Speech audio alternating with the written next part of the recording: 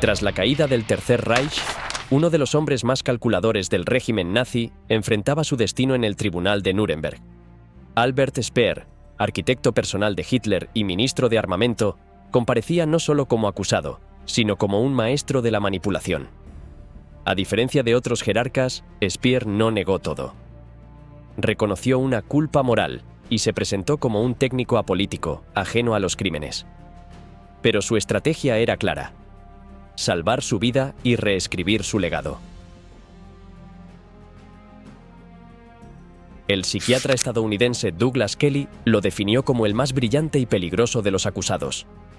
Frío, controlado y carismático, Speer supo construir una narrativa de arrepentimiento que sedujo a muchos, pero ocultaba verdades esenciales. Si lo hubiera sabido, habría actuado, declaró sobre el Holocausto. Pero era difícil creer que un hombre en su posición, tan cerca del poder, ignorara la magnitud del crimen. Speer admitió haber contribuido al sistema, pero se desvinculó de su brutalidad. Durante el juicio, cada palabra suya fue medida, cada gesto calculado. Hoy, muchos lo ven no como un nazi arrepentido, sino como el más astuto entre ellos, el único que supo salvar su cuello y su imagen.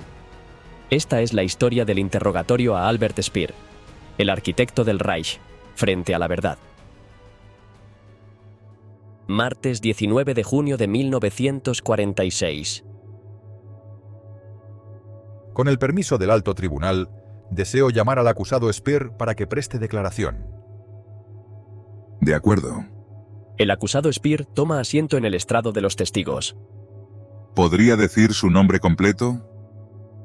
Albert Speer. Repita conmigo este juramento. Juro por Dios, todopoderoso y omnisciente, que diré la pura verdad, sin ocultar ni añadir nada. Juro por Dios, todopoderoso y omnisciente, que diré la pura verdad, sin ocultar ni añadir nada. Puede sentarse. Señor Speer, por favor, cuéntenos sobre su vida antes de su nombramiento como ministro de Armamento. Nací el 19 de marzo de 1905. Mi abuelo y mi padre fueron arquitectos exitosos. Al principio quise estudiar matemáticas y física, pero luego me dediqué a la arquitectura, más por tradición familiar que por vocación personal.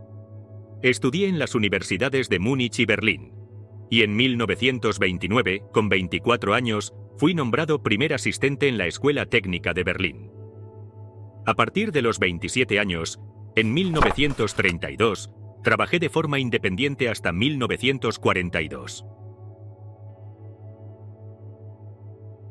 En 1934, Hitler se fijó en mí por primera vez. Lo conocí personalmente y desde entonces ejercí mi profesión de arquitecto con gusto y entusiasmo, ya que Hitler tenía una pasión absoluta por la arquitectura y me otorgó numerosos contratos de construcción. Además de la construcción de la nueva Cancillería del Reich en Berlín y de varios edificios en el recinto de los congresos del partido, aquí en Nuremberg, se me encomendó la remodelación de las ciudades de Berlín y Nuremberg. Mi tarea era diseñar edificios que estuvieran entre los más grandes del mundo, ejecutando estos planes con un coste que no superara el equivalente a 2 meses de gastos militares alemanes.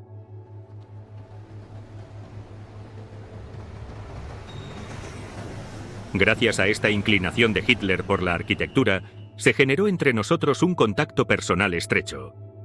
Formaba parte del círculo que integraban otros creadores y su Estado Mayor personal. Si es que Hitler tuvo verdaderos amigos, sin duda yo habría sido uno de sus más cercanos. A pesar de la guerra, las obras civiles continuaron hasta diciembre de 1941, y solo la catástrofe invernal en Rusia puso fin a esas actividades. Se me asignó una parte de la fuerza laboral alemana para la reconstrucción de las infraestructuras ferroviarias destruidas en Rusia. La acusación, en el documento 1453 PS, que corresponde al ejemplar estadounidense número 216, citó un comentario de su primer discurso como ministro, fechado en febrero de 1942, en el cual usted afirmó que en ese momento se habían transferido 10.000 prisioneros de guerra a disposición de la industria armamentística. Señor Speer, ¿qué puede decir sobre este documento? En aquel entonces, en calidad de arquitecto, no hice ninguna declaración respecto a si esos trabajadores eran destinados al armamento o no. Eran entregados a los Stalags, los campos de prisioneros administrados por el alto mando de la Wehrmacht. Yo daba por sentado que serían puestos a disposición del armamento en un sentido amplio. Señor Speer, ¿usted participó alguna vez en la planificación o preparación de una guerra de agresión?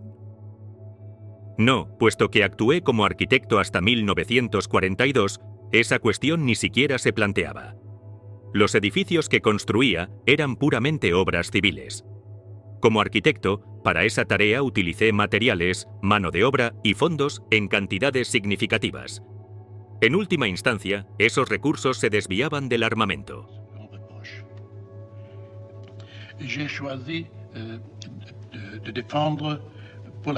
La acusación sostiene que usted ostentaba el cargo de Reichsleiter. No, eso es un error por parte de la acusación. Usted llevaba la insignia dorada del partido. ¿Cuándo y por qué la recibió? Recibí la insignia dorada del partido de manos de Hitler en 1938. Fue debido a que terminé la planificación del nuevo programa de construcción en Berlín. Además de mí, otros 5 artistas recibieron la insignia dorada del partido al mismo tiempo.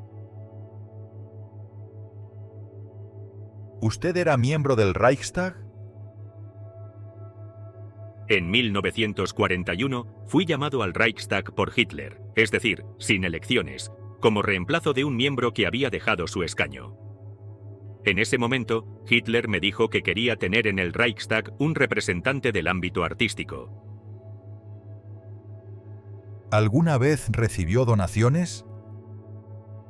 En absoluto. ¿Cómo comenzó su actividad como ministro? El 8 de febrero de 1942, mi predecesor, el Dr. Todt, murió en un accidente aéreo. Unos días después, Hitler anunció que yo debía ser su sucesor en el cargo. Entonces yo tenía 36 años. Hasta ese momento, Hitler consideraba que la actividad principal de Todt era el área de la construcción, y por eso me llamó para sucederlo. Me parece que fue una sorpresa para todos que me nombraran ministro. Inmediatamente después de asumir el cargo, quedó claro que no la construcción, sino la intensificación del armamento debía ser mi tarea principal, ya que las fuertes pérdidas materiales sufridas durante las batallas en Rusia en el invierno de 1941 a 1942 habían sido un golpe muy duro. Hitler exigía una intensificación considerable en la producción de armamento. Cuando asumió el cargo, ¿encontró ya completamente formado el Ministerio del Armamento y Municiones del Reich? Para nada. El Dr. Todt había descuidado esa función hasta ese momento, y además, en el otoño de 1941, Hitler emitió una orden según la cual el armamento del ejército quedaba en segundo plano respecto al armamento de la Fuerza Aérea. En aquel entonces, él preveía una victoria segura en la guerra contra Rusia y ordenó que se concentraran los esfuerzos en el armamento destinado a la inminente guerra contra Inglaterra. Debido a ese increíble optimismo, la anulación de esa orden fue pospuesta hasta enero de 1942. Y solo a partir de esa fecha, es decir, durante el último mes de su vida, el Dr. Todt comenzó a organizar su estructura. Por tanto, yo tenía ante mí una tarea complicada.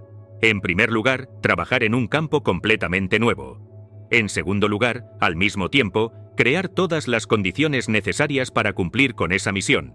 Y en tercer lugar, reactivar la producción de armamento para el ejército, que se había reducido, y aumentarla todo lo posible en el plazo de unos pocos meses. Como hoy se sabe bien, logré eso con éxito. ¿Qué promesas le hizo Hitler respecto a la duración de su misión y a la conformación de su equipo de trabajo? Hitler me prometió que debía considerar mi tarea exclusivamente como una misión de carácter militar y que una vez terminada la guerra, volvería a ejercer mi profesión de arquitecto. ¿Podría explicar cuáles fueron los principios fundamentales que aplicó al construir su ministerio? Yo no era un experto, ni quería asumir ese papel.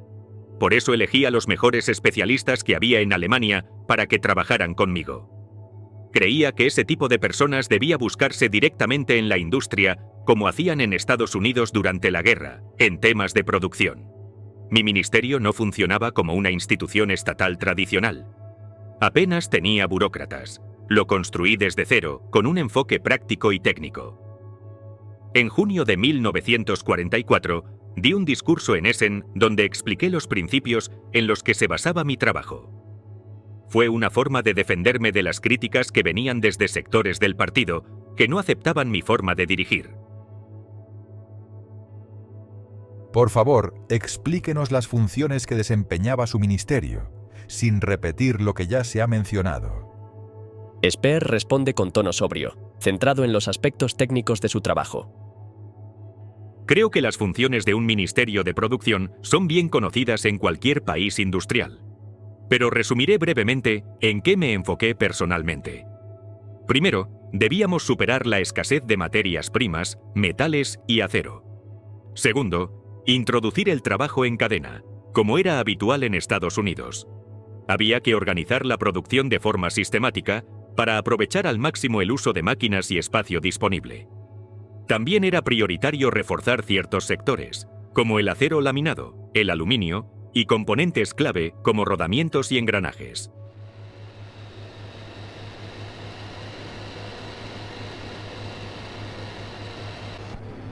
Una de las tareas más importantes fue el desarrollo de nuevas armas y su producción en serie.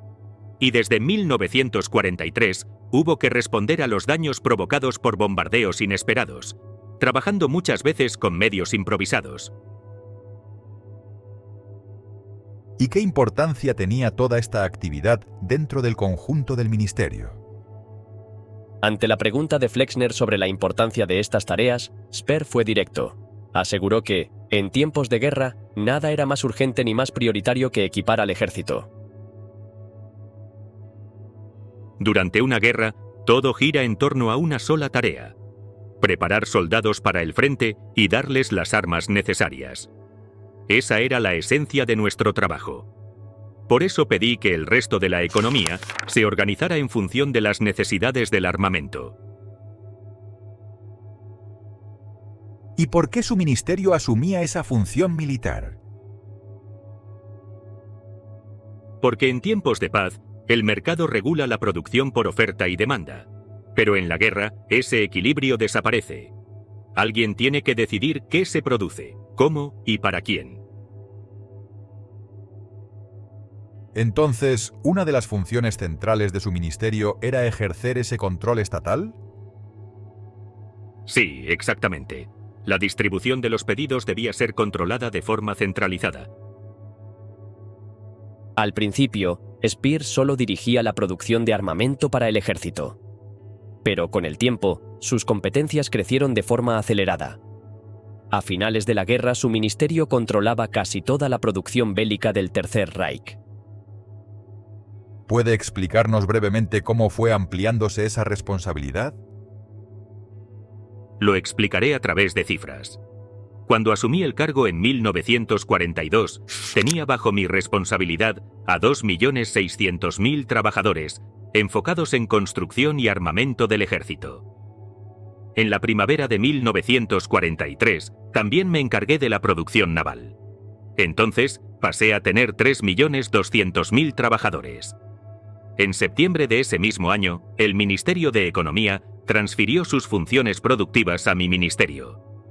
Eso elevó la cifra a 12 millones. Finalmente, el 1 de agosto de 1944, recibí la producción aérea que antes dirigía Göring.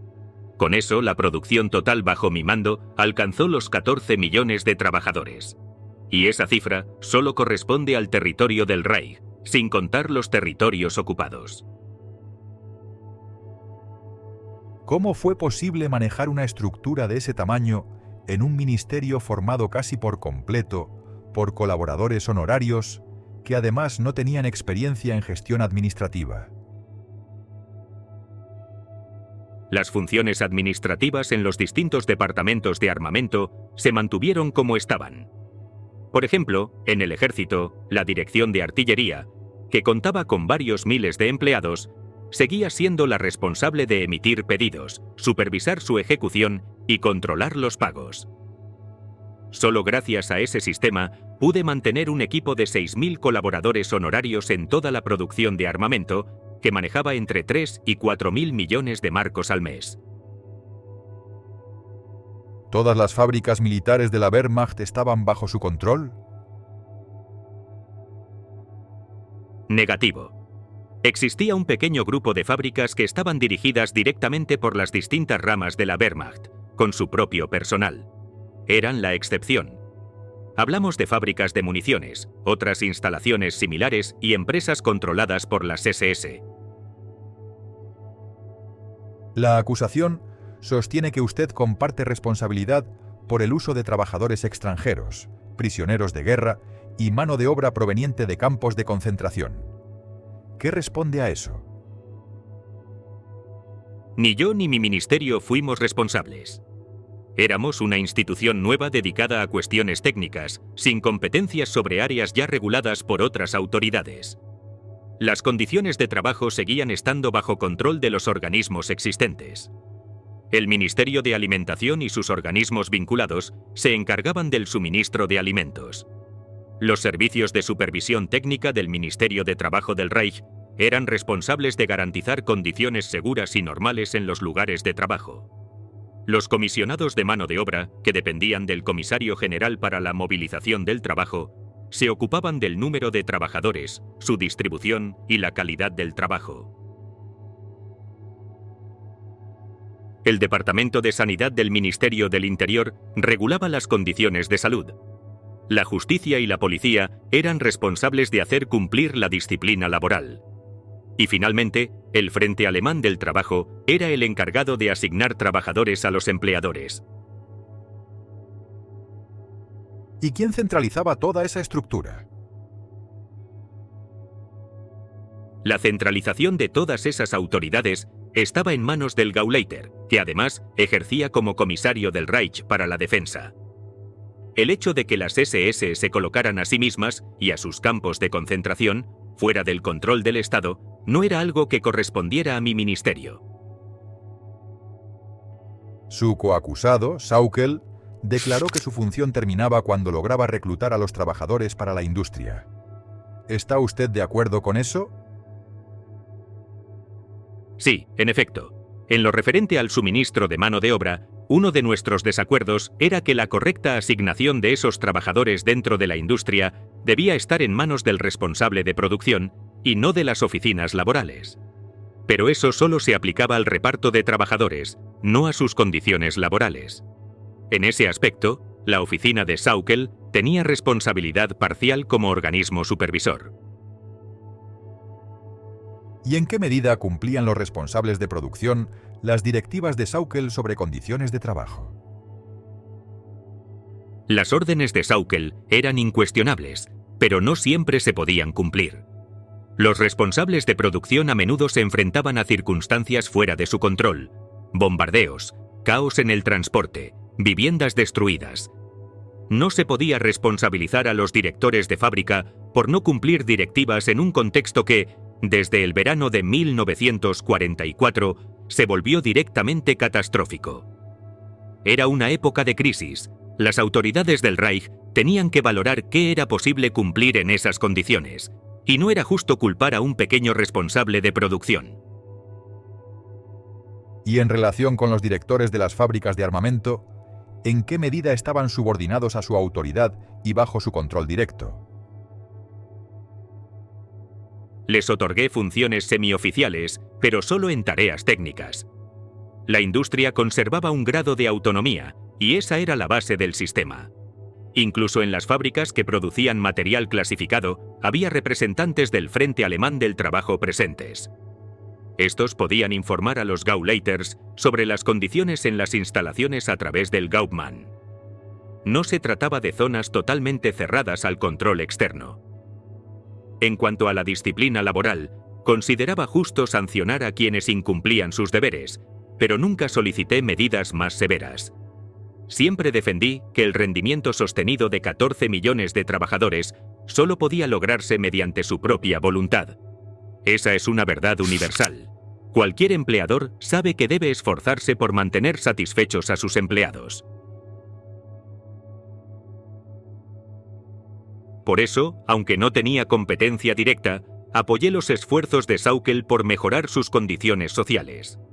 Nuestra experiencia mostraba que una fuerza laboral satisfecha desperdiciaba menos material, lo cual era crucial en una economía en guerra, marcada por la escasez de materias primas. Además, la calidad del trabajo de un obrero motivado es especialmente valiosa durante un conflicto como ese. En las actas de sus conversaciones con Hitler aparecen distintas directivas dadas por él sobre el trato hacia los trabajadores extranjeros. ¿Fue usted quien impulsó a Hitler a emitir esas directivas? Correcto. Señor presidente, presentaré 3 pruebas.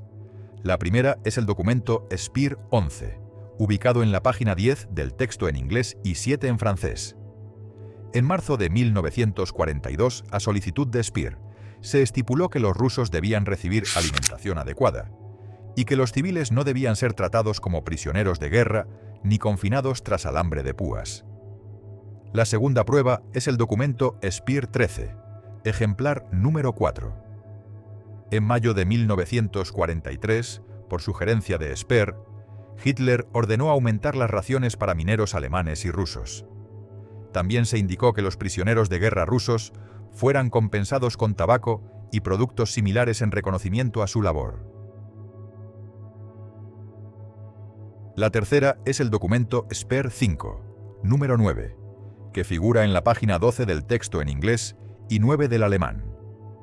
En él se ordena que las fábricas de armamento italianas recibieran raciones equivalentes a las alemanas y que se prestara igual atención a sus familias. Dispongo de más documentos, pero los omitiré para no sobrecargar al equipo de traducción. Señor Speer, ¿quiénes recibían premios en la industria de armamento y en qué consistían? Distribuimos millones de paquetes a las fábricas de armamento. Contenían alimentos adicionales, chocolate, cigarrillos y otros productos similares. Estos premios se entregaban además de las raciones extra que el Ministerio de Alimentación otorgaba a quienes trabajaban jornadas prolongadas o realizaban labores pesadas. Se entregaban sin distinción a todos los trabajadores, trabajadores extranjeros, prisioneros de guerra y también a quienes provenían de campos de concentración. Señor Speer, ¿cómo transmitía su ministerio las exigencias de producción a las fábricas? ¿Y cómo se organizaba el tiempo de trabajo, incluyendo el de los prisioneros provenientes de campos de concentración?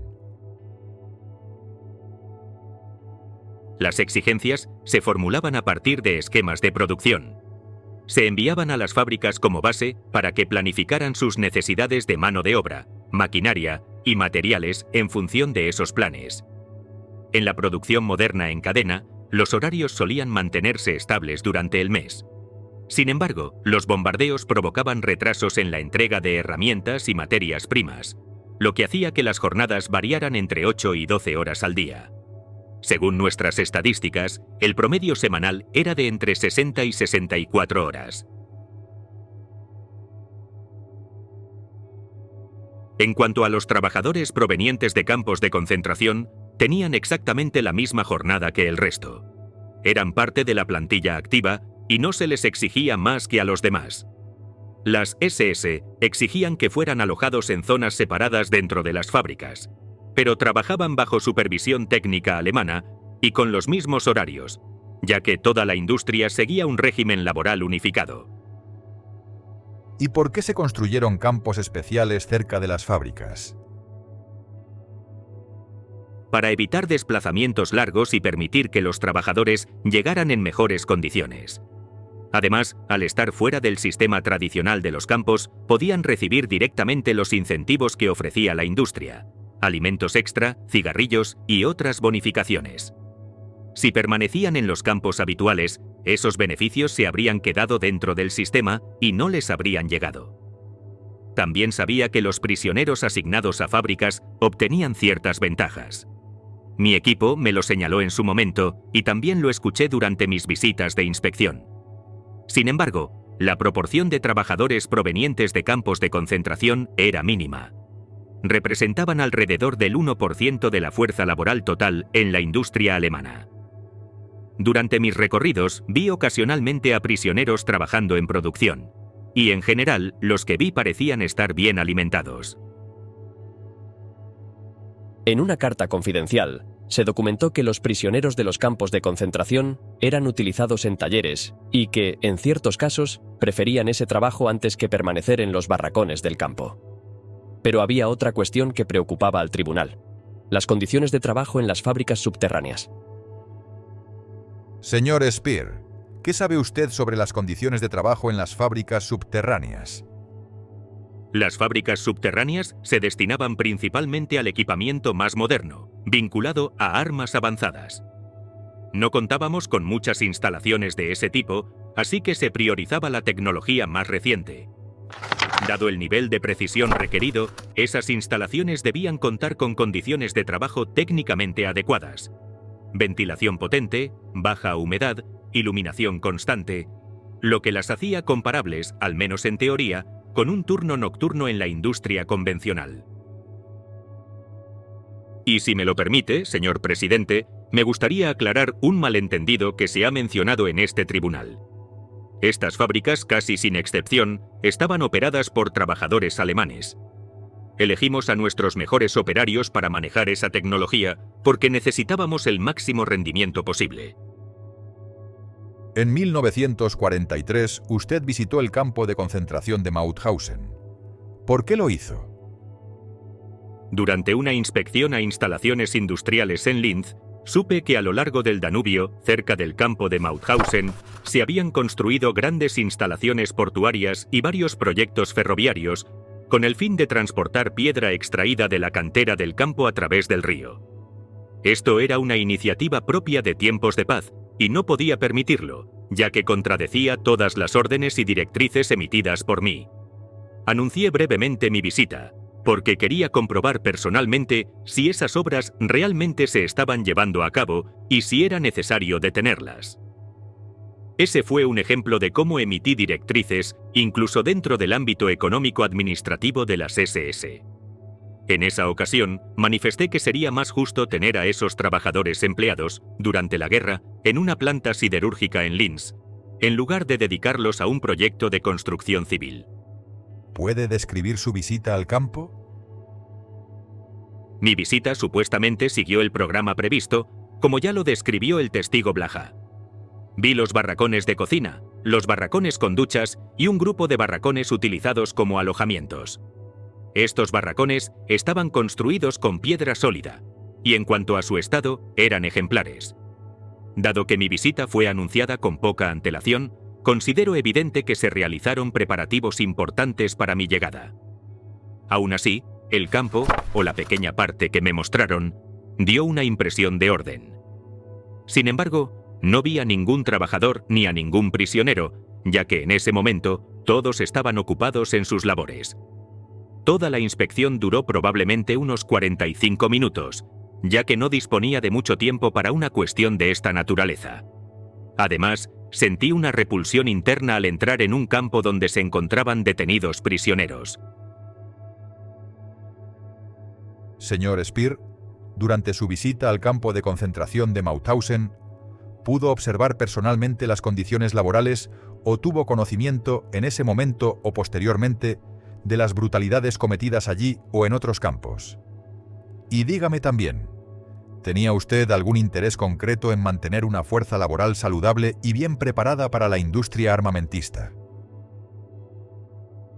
En absoluto. Durante mi visita no fue posible observar nada concreto.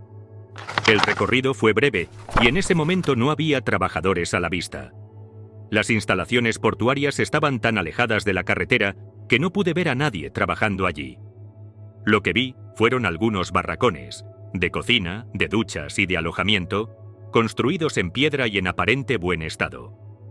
Mi visita había sido anunciada con poca antelación, pero evidentemente hubo preparativos. En todo caso, la impresión que tuve fue de orden y limpieza. Y debo añadir que sentí una repulsión interna al entrar en un campo donde se encontraban prisioneros. Sin embargo, no presencié maltratos ni tuve conocimiento de abusos, ni en Mauthausen ni en otros campos.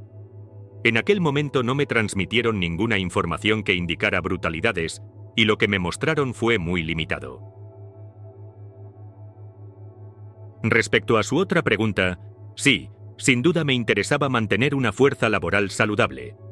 Aunque no era directamente competencia de mi ministerio, era un interés práctico fundamental.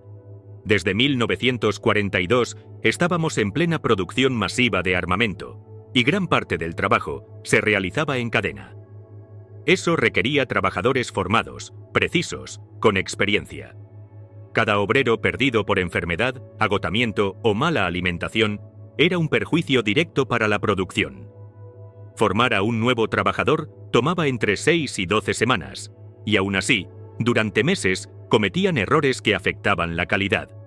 Así que proteger a los obreros capacitados no era solo una cuestión humanitaria, sino una necesidad urgente. En ese contexto, todo esfuerzo por mejorar sus condiciones, alimentación, alojamiento, incentivos, contribuía al objetivo central del ministerio: mantener la maquinaria industrial en funcionamiento hasta el final. Señor Speer, ¿cree usted que el llamado exterminio por medio del trabajo pudo haberse aplicado en la industria? Y en relación a eso, ¿qué responde a las acusaciones de haber recurrido al terror y a la coacción para aumentar el rendimiento? Bajo ningún concepto. Un sistema así no podía surgir de ninguna industria seria. La producción moderna, especialmente en tiempos de guerra, exige estabilidad, continuidad, experiencia.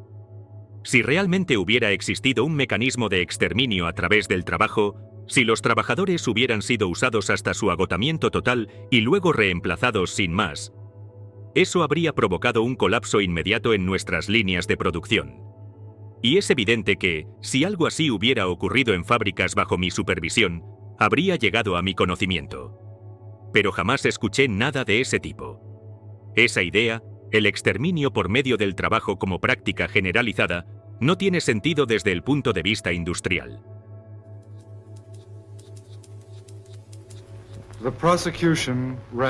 En lo que respecta al uso del terror y la violencia, debo ser claro, yo no respaldaba esas medidas.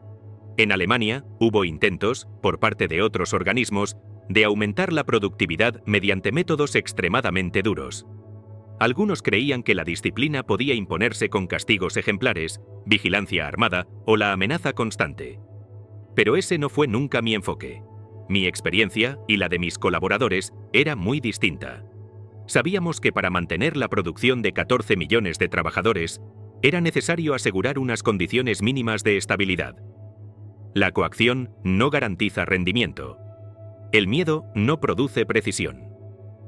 Recurrir a las SS o a los campos de concentración como herramientas de control habría sido, además de inhumano, contraproducente para los objetivos de mi ministerio.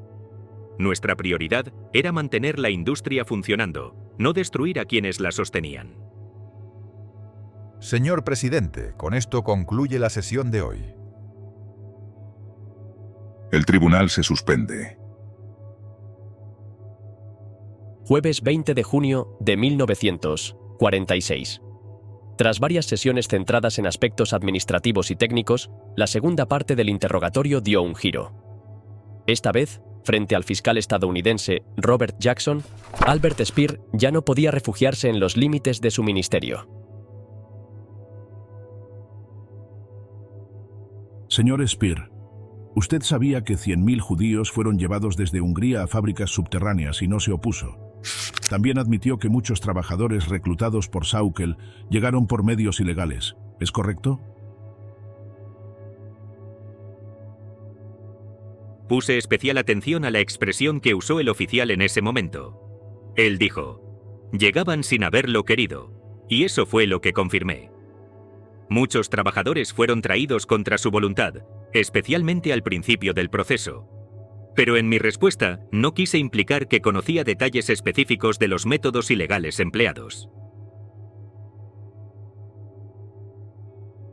Entonces, ¿sabía que Hitler aprobó esas medidas forzosas? ¿Le preocupó si eran legales? ¿Asume su parte de responsabilidad?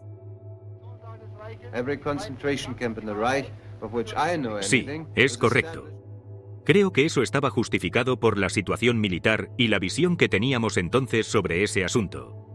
Considero que cuando asumí mi cargo en febrero de 1942, las violaciones al derecho internacional por las que hoy se me acusa ya se habían puesto en práctica. En la mayoría de los casos, los trabajadores fueron llevados a Alemania en contra de su voluntad. Yo sabía que no venían voluntariamente. Y durante el primer periodo, hasta el otoño de 1942, hice todo lo posible para que llegara a Alemania la mayor cantidad posible de mano de obra en esas condiciones. ¿Usted participó en la distribución de la mano de obra enviada al Reich? ¿Y admite que los prisioneros de guerra fueron utilizados en la industria de armamento? Speer intenta minimizar su papel, pero termina reconociendo que indicaba personalmente a Sauckel dónde se necesitaban más trabajadores. También confirma el uso de prisioneros en el sistema industrial, aunque intenta justificarlo bajo parámetros técnicos y jurídicos. Negativo. Eso necesita una explicación más precisa. No entendí bien la pregunta. La distribución de los trabajadores se decidía según el llamado grado de necesidad. Por supuesto, yo debía informarle a Sauckel en qué lugares y para qué programas hacía más falta la mano de obra. En última instancia, eso se resolvía mediante directivas generales. Por supuesto, así debía hacerse. En cuanto al empleo de prisioneros de guerra, sí, fueron utilizados en la producción de armamento, pero solo los prisioneros rusos y los soldados italianos internados. Respecto a los prisioneros franceses y de otros países occidentales, mantuve varias reuniones con Keitel sobre ese tema. Y debo decir que Keitel siempre sostuvo que no debían emplearse de forma que violara la Convención de Ginebra sobre prisioneros de guerra. Puedo afirmar que dejé de usar mi influencia para intervenir en esa cuestión cuando existía el riesgo de infringir dicha convención. Eso sí, el concepto de producción de armamento es amplio y puede ser discutido. Todo depende de si se utiliza una definición estricta o una más general. ¿Puede decirnos quién hizo la propuesta para abandonar los principios de la Convención de Ginebra? Y también quiero preguntarle, ¿se llegó a considerar el inicio de una guerra química con gases como el tabún y el sarín? La propuesta de abandonar la Convención de Ginebra la hizo Goebbels. Ya desde el otoño de 1944, tanto él como Robert Ley sugerían que era necesario endurecer al máximo la guerra. Pero fue el bombardeo de Dresde lo que le dio a Goebbels un argumento para promover esa idea. El impacto emocional del ataque le permitió iniciar una campaña en favor de renunciar a las limitaciones del derecho internacional. En cuanto a la guerra química, no puedo decir si realmente se llegó a planear su inicio. Lo que sí supe, por información de colaboradores de Goebbels y Ley, es que ambos plantearon el uso de nuestros nuevos gases, tabún y sarín. Consideraban que eran altamente eficaces y que podrían cambiar el rumbo del conflicto, y tenían razón en cuanto a su potencia. Ningún tipo de máscara antigas podía proteger contra ellos. ¿Puede decirnos qué sabía usted sobre la producción de esos gases y las medidas que se tomaron al respecto? No soy especialista en química, así que no puedo dar detalles técnicos. Solo sabía que eran extremadamente peligrosos. Teníamos 3 fábricas produciéndolos, y hasta noviembre de 1944 funcionaban a plena capacidad. Cuando comenzaron a circular rumores sobre un posible uso de esos gases, decidí intervenir. No podía detener directamente la producción, así que opté por una vía indirecta. Suspendí el suministro de los productos químicos necesarios para su fabricación. Ese bloqueo afectó sobre todo a los precursores del gas, como el cianuro, que además se necesitaban con urgencia en otras áreas debido a los bombardeos. Así conseguí que la producción cayera drásticamente a partir de diciembre. Desde octubre incluso ya había escrito a Hitler solicitando permiso para suspender esas fábricas. Su respuesta fue que la producción debía continuar a toda costa. Aún así, di la orden de cortar el suministro de componentes esenciales, lo que en la práctica significó su cierre. Con esa declaración, Speer intentó presentarse como un hombre que, incluso en los últimos días del régimen, actuó según su conciencia. Pero el tribunal no juzgaba intenciones, juzgaba hechos. Concluido el interrogatorio, Speer había dicho todo lo que quería, y lo que no quiso decir también quedó en evidencia. El tribunal se retiró a deliberar. El interrogatorio ha concluido. El 1 de octubre de 1946, Albert Speer fue declarado culpable de crímenes de guerra y crímenes contra la humanidad. El Tribunal Militar Internacional lo condenó a 20 años de prisión. Fue el único entre los altos mandos del Tercer Reich que aceptó parcialmente su responsabilidad moral. Cumplió íntegra su condena en la prisión de Spandau, de la que salió en 1966. Hasta su muerte, Speer buscó reescribir su papel en la historia. Para algunos fue un tecnócrata arrepentido. Para otros, un maestro del autoengaño que supo esquivar la justicia total.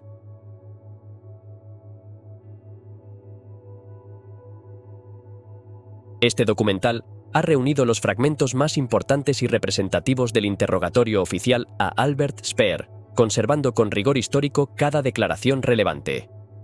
No se han añadido testimonios ficticios ni interpretaciones dramatizadas. Solo las palabras reales que marcaron su juicio ante el mundo.